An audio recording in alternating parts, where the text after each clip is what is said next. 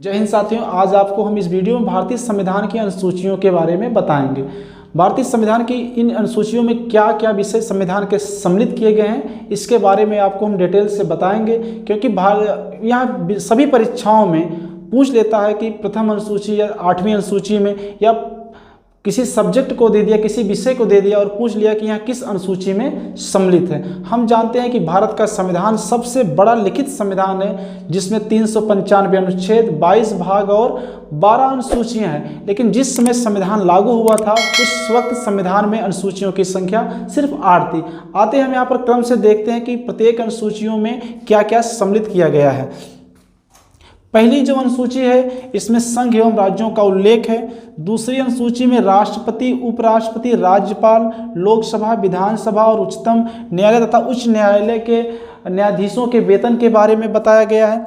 तीसरी अनुसूची में व्यवस्थापिका के सदस्य, मंत्री, राष्ट्रपति, उपराष्ट्रपति, न्यायाधीश के लिए शपथ लिए जाने वाली प्रतिज्ञा का प्रारूप इसमें सम्मिलित किया गया।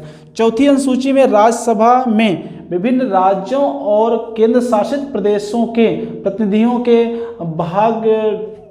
का प्रतिनिधित्व के बारे में इसमें सम्मिलित किया गया है कि राज्यसभा में विभिन्न राज्यों के केंद्र शासित प्रदेशों में स्थानों का आवंटन से संबंधित है।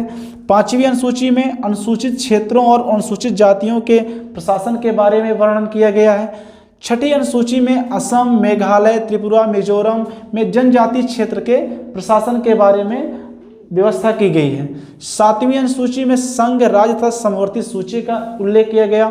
हम जानते हैं कि राज्य और केंद्र के बीच में शक्तियों का जो विभाजन है वो संघ, राज्य तथा समवर्ती सूचियों में है। संघ सूची में 97 विषय हैं, राज्य सूची में 66 विषय हैं और समवर्ती सूची में 47 विषय थे। आठवीं अनुसूची भारत के 22 भाषाओं का उल्लेख किया गया। यही 22 भाषा जो है संविधान ने इन्हें मान्यता प्रदान की है। भारतीय संविधान ने भारत की 22 भाषाओं को मान्यता प्रदान की। 9वीं जो अनुसूची है ये भूमि सुधार संबंधी अधिनियम है। यह अनुसूची बाद में जोड़ी गई थी। संविधान का जो प्रथम संशोधन है 1951 में हुआ था, उसी के तहत इस सूची को जोड़ा गया था। 10वीं अनुसूची जो है दल बदल निरोधक उपबंध के बारे में बताता है। क्योंकि इसके पहले यह था कि किसी भी दल का विधायक हो या सांसद हो वो किसी दूसरे दल में जाकर के सम्मिलित हो सकता था, लेकिन अब ऐसा नहीं है। यदि किसी दल का नेता दूसरे दल में शामिल होता है तो उसकी सदस्यता चाहे विधायक की हो या लोकसभा की हो या चाहे विधानसभाओं की, निरस्त कर दी जाएगी। लेकिन अगर उस पार्टी का अगर 2/3 सदस्य अगर विधायक और सांसद किसी पार्टी में सम्मिलित हो जाते हैं तो उनकी सदस्यता निरस्त नहीं होगी। लेकिन उसके पहले अगर कोई इस दल से उस दल में जाता है तो उसकी विधायिका या उसकी सांसदी निरस्त कर दी जाएगी।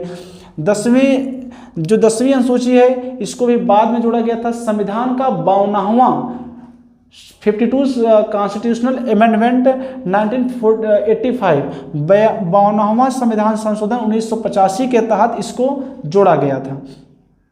10वीं के बाद जो 11वीं अनुसूची है यह पंचायती राज से संबंधित है। 11वीं अनुसूची भी बाद में जोड़ी गई थी। 73वें संविधान संशोधन 73 कॉन्स्टिट्यूशनल अमेंडमेंट 1992 में पंचायती राज से संबंधित उपबंधों को जोड़ा गया है। भारत की संविधान की जो 12वीं अनुसूची है इसे शामिल किया गया था 1992 में भी 74वें संविधान संशोधन के तहत।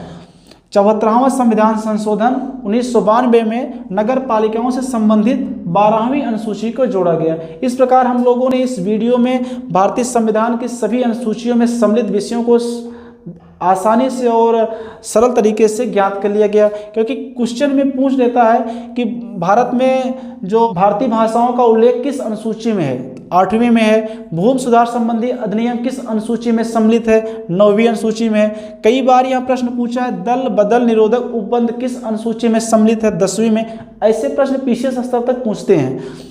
पंचायती राज से संबंधित किस उपबंध में है, 11वीं अनुसूची में है। इस प्रकार हम लोगों ने इस वीडियो में भारतीय अनुसूचियों को शानदार तरीके से सीखा है। आशा करते हैं कि आपको यह वीडियो अच्छा लगा होगा। वीडियो अगर अच्छा लगा होगा तो इसे आप अपने दोस्तों में अधिक से अधिक शेयर कीजिएगा। चैनल पर आप नए हैं तो चैनल को सब्सक्राइब करना मत भूलिएगा। जय हिंद।